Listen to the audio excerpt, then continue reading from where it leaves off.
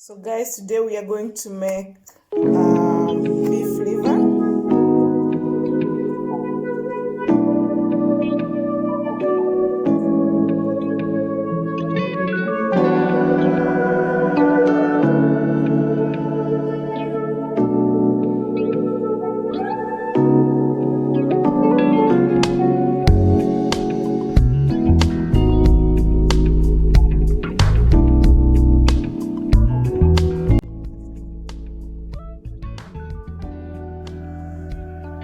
So our liver is being chopped up, ready for cooking. So we go to step B. So as you can see, my onion is frying there. Guys, how you guys doing? I've missed you. We need to catch up on what's going on in the world and what's going on in your life. Are you keeping well? Are you eating healthy? Are you resting enough? How is your family? How are your friends, guys? So anyway, my liver's been washed, cut and washed.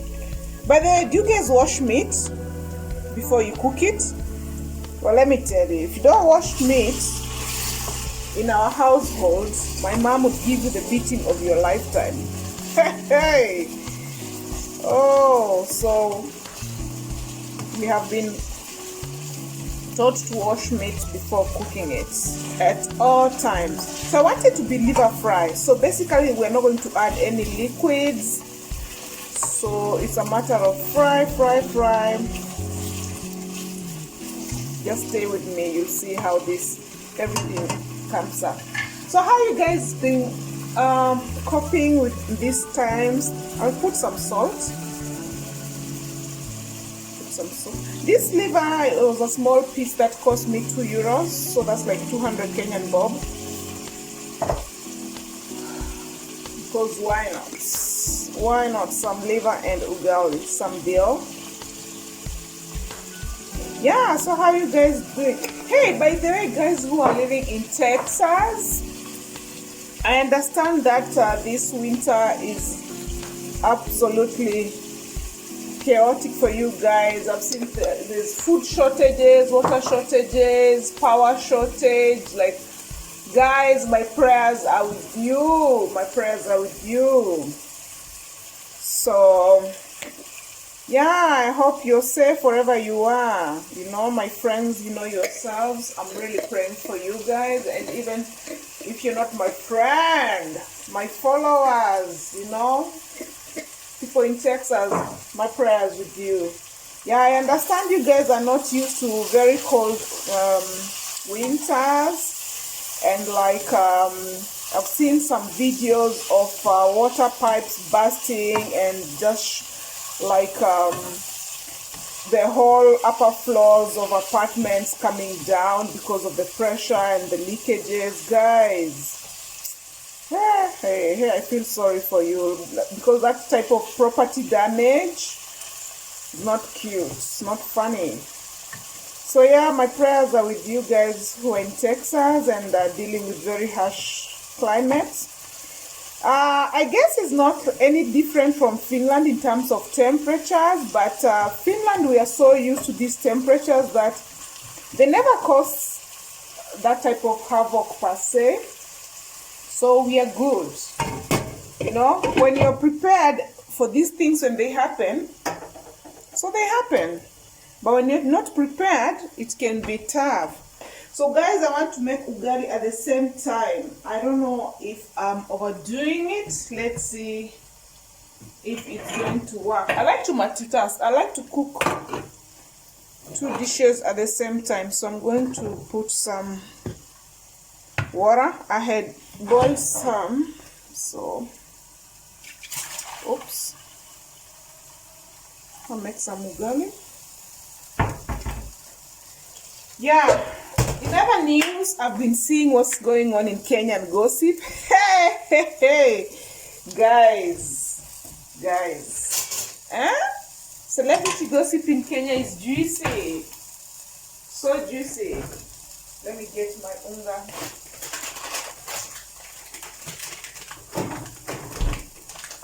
So for ugali, as usual, I'm going to use this flour. This one, it's called palm. So as we wait for our water to boil, so I've set up my water for ugali there. It's coming up, and liver is here. So let's see how our liver is doing. So yeah, celebrity gossip. I see people are really on Yummy Mommy's case, and basically talking about her, what do you call it, her marriage. Sometimes I'm just wondering, like, is it okay to put your children and your spouse in your social media stuff, videos and everything, and keep updating people? Because I feel that's how people come and feel like they're entitled to your life and updates and what's going on in your life, and they want to know everything that's going on, because you share so much that people feel your followers feel entitled. I feel like if Yummy Mommy was not giving too much information about her life, her children, showing herself giving birth on YouTube for the whole world to see. Well, let me put it in this way. I really learned a lot from such videos, when people show about their families, trips, cooking, celebrations, disagreements, conflict resolution in family. I really like that, because I feel like I learn a lot. But at the same time, when it's the type of conflict that you want to resolve under waters, or you're going through, or your family is going through something and you don't want it to be public, and then everybody feels like they're entitled to be told what's going on, I kind of feel like that's when, like, things can become a bit hard to control, because then you taught people that, oh, okay, I'll share with you what's going on in my life, and then all of a sudden you decide, oh no, keep off. So, but as a follower, I feel like I have to respect such boundaries. I'm not those who are demanding for, hey, tell us, where's your husband? Why is he not appearing in your channel? I feel like it's none of my business. It's none of my business, and I feel like people should stop stressing her. If she's dealing with marriage issues, let her deal with it in private, you know. So yeah, that's just my feelings on Yummy Mommy, and I don't like that people are on her case so much. Yeah. So you guys, I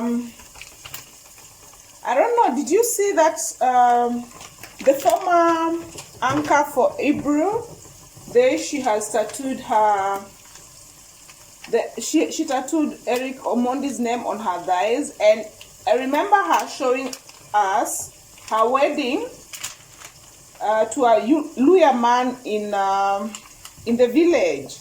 So I was just wondering, like, are you not married to some other dude? Why are you tattooing Eric Omondi's name on your thighs? Like, how is your husband supposed to take that? Like, how can you be tattooed? Like, guys, tell me, how can you be married and you're busy tattooing another man's? This is ugali. Yeah, that's what I'm cooking. I told you guys I'll multitask. Yeah, how can you be married and tattooing another man's name on your thighs? I don't know. Maybe I missed the memo. Someone tell me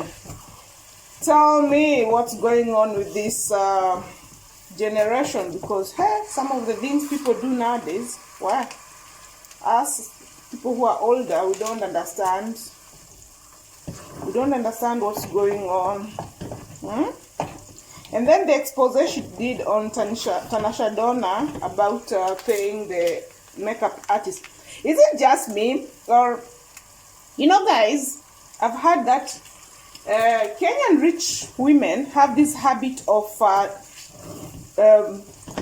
soliciting for services from fellow business women, like smaller people, and then never paying. And then when you start hustling them for your money, they ignore you, because after all, where can you take them, you know?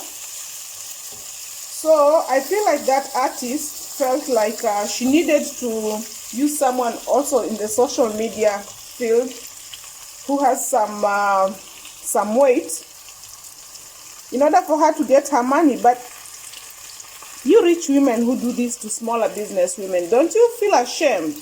And I hear also these wives of politicians do the same thing. They come to your boutique, they take very expensive clothing and handbags and shoes, never to pay it.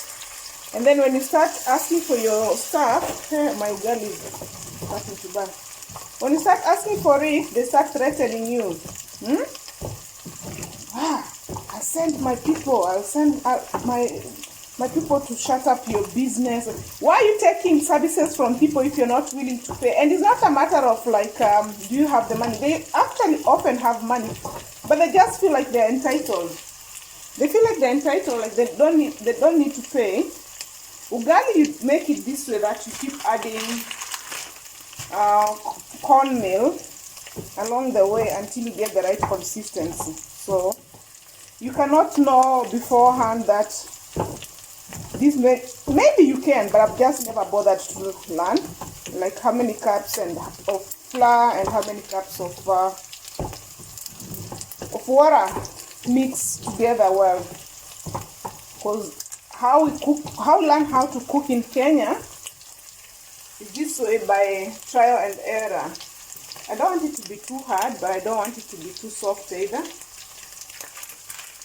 So I'm going for specific consistency. Hey guys, multitasking, ugali especially, and something like this is wako ni kazi.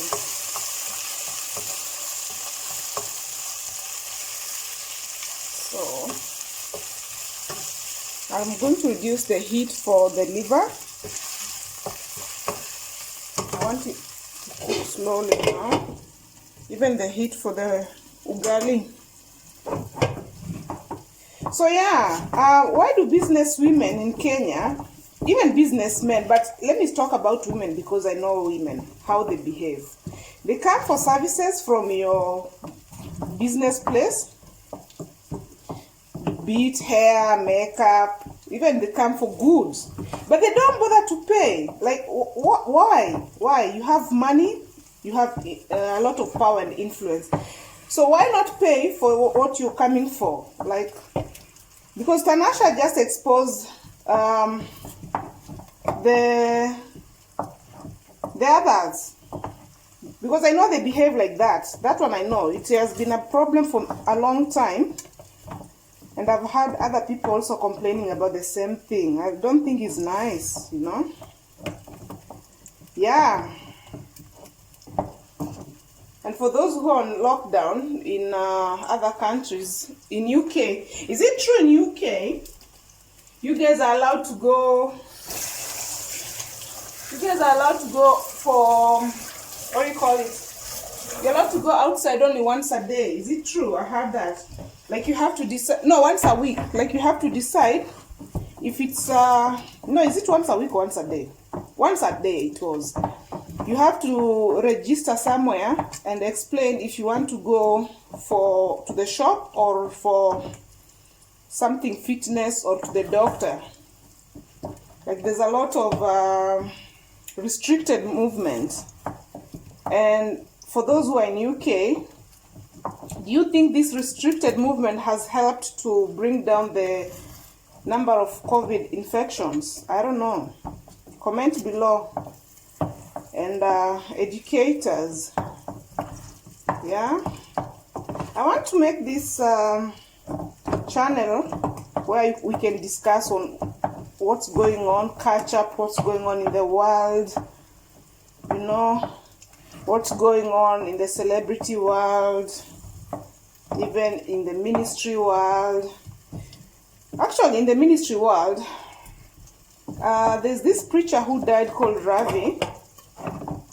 And there's been a lot of sexual assault or sexual misconduct allegations since his death. So this is my question. Where were these women when he was alive? It feels like that type of Michael Jackson situation where he was called a child molester by these adult men. But where were they when he was alive? Why did they not like make these accusations when he was alive? I'm not like speaking for these people. I'm not defending them. I'm not defending them if at all that's what they did, or I don't know the truth. But to be fair, you know, fair play. If you have to accuse someone of something, accuse them when they are there to also like defend themselves. You know, accuse them in platforms where they can also participate and defend themselves. Because now it's very murky. We don't know. Did Ravi actually abuse all those women? Is it just a moral? Was he buying the services, or was he abusing the women? Because it's not clear. Is it a case of a moral, questioning his morality as a spiritual, religious Christian leader, that he was engaging with these women? Or was he actually abusing these women? And if he was abusing them, why were not reporting? Why were they not reporting while he was alive? You know? I come from this school of thought that if you have to accuse people, be fair. Accuse them and give them the same fair platform where they can come and tell their story. The Michael Jackson Ravi situation does not repeat itself. That people, women especially, gain the confidence to report things early on, you know. I feel like some tomato puree could do well. It's dry, guys, you know. So if you don't have any juicy stew, then it's not that easy to eat.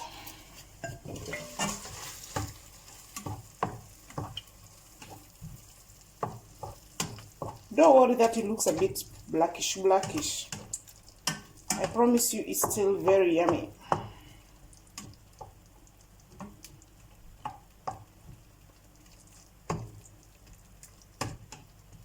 Yummy in my tummy. Yeah, so we let the tomato cook. Once the tomato cooks, it's going to be ready. Oops. And my ugali here is also coming through. So let that cook. And this is also coming through. Otherwise, guys, I hope you're doing well. You're keeping healthy. Liver is definitely a very good and cheap source of iron, B12, vitamin B12. And I strongly urge that you incorporate it in your diet. I know there are people who can't stand the smell, but if the smell is not too strong for you, please incorporate it in your diet. It's also good for children. It's soft, it can be eaten even by the elderly. Like, it's that type of dish you can enjoy as a family. Don't mind me, I'm always wiping as I'm cooking.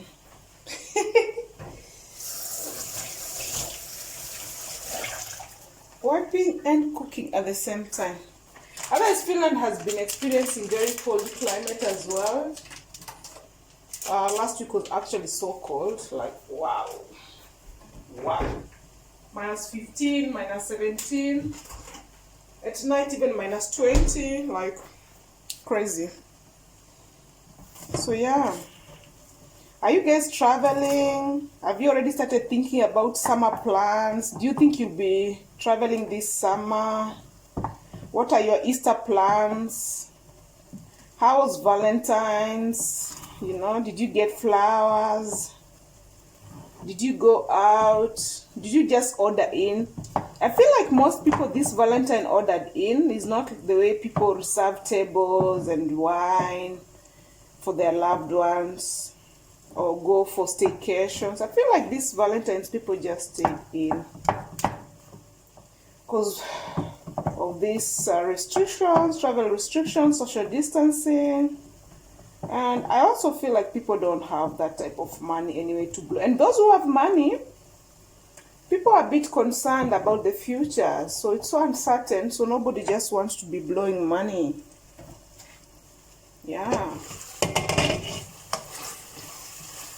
Now the tomatoes are starting to cook and everything's starting to look and smell yummy. Yeah, this is how I like my liver.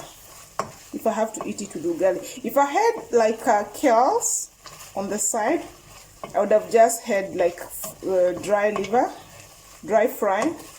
So since I don't have it, I'm going for wet fry. This is what we call wet fry in Kenya. I'll give it 2 more minutes and then my food is ready to serve. Let me even test. Okay, that one now. It should be easy to cut, like potatoes. The way you taste potatoes is the very same way you taste whether your liver is ready. There's no other trick to it. Yeah, so they're all breaking easy. So I'll just put off the heat and let it sit for a few minutes and then it's ready to serve. Our ugali is also ready to serve. Everything's smelling good in here.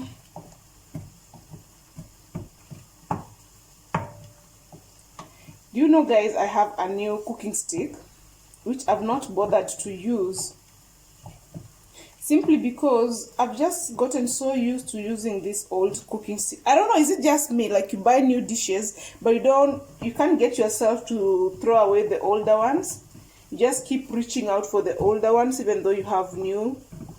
So sometimes I wonder, what's wrong with me? Why can't I just throw the old cooking stick and use the new cooking stick? It's weird. It's funny. I feel like my dish is ready, guys, so it's time to table it. It's time to table the dishes. So guys, our food is ready, as you can see. So it's ugali and liver. So it's time to test. So we eat by hand in Kenya, especially when you're eating ugali. So I'll just take like this, ugali and liver.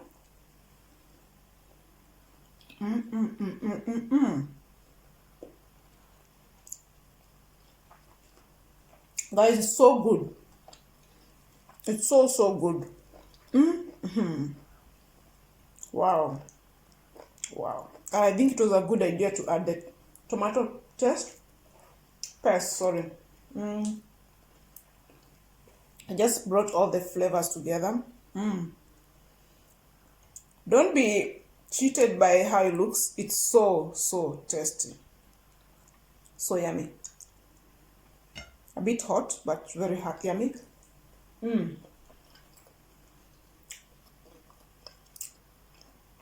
I strongly recommend that you try this recipe and enjoy it with your family. And as usual, be kind to yourself, be good to your neighbor, help where you can, pray as much as you can, work out, sleep, and take life easy. So thanks for being with me, watching the video up to this point. I'll try and be more consistent and share more videos and more cooking recipes with you. Otherwise, bye-bye. Enjoy your weekend. Cheers.